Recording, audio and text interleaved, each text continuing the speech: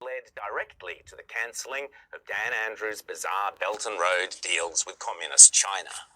So I don't know the nature of those projects precisely, but to the extent they have an adverse impact on our ability to protect telecommunications from our private citizens or security networks for our defense and intelligence communities, we will simply disconnect.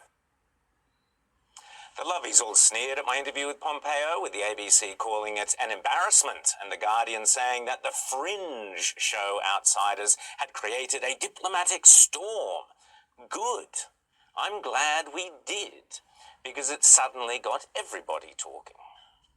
It's a clear warning from the Secretary of State to Australian states. Don't get picked off by China. And our Prime Minister's warning the states too. Foreign affairs is not a state, it's not state business. Why would Daniel Andrews have done a deal like that?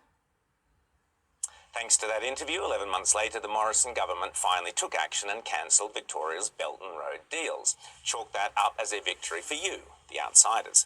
But that wasn't all that Mike Pompeo told us a year ago in that embarrassing interview.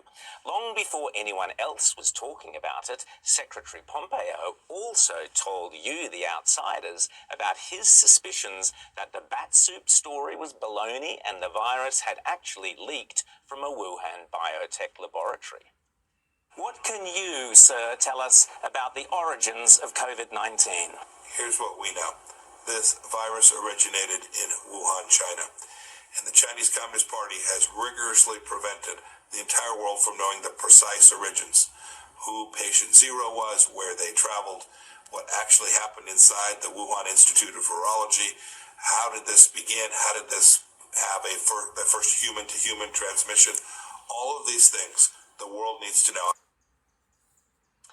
Back then, this was crazy talk, heresy. Facebook and social media were soon censoring anyone who dared even suggest the virus came from a Chinese biotech lab. And of course, the devious American COVID advisor, Dr. Anthony Fauci, the director of the National Institute of Allergy and Infectious Diseases, dismissed any such suggestion, presumably because it came from Donald Trump. If you look at the evolution of the virus in bats, and what's out there now is very, very strongly leaning towards this could not have been artificially or deliberately manipulated.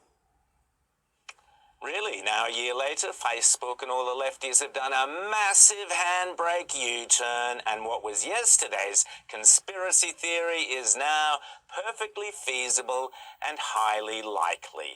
This weekend, thanks to excellent work by Sky News' Sharri Markson, we learned that this same Dr. Fauci, back in 2017, without telling the president, actually lifted the US ban on what is called gain-of-function research. That is, research which deliberately creates deadly viruses in order to study them.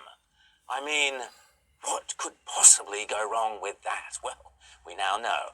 And worse, Fauci even argued that the benefits of experimenting on contagious viruses, manipulating and heightening their infectious potency was worth the risk of a laboratory accident leading to a pandemic.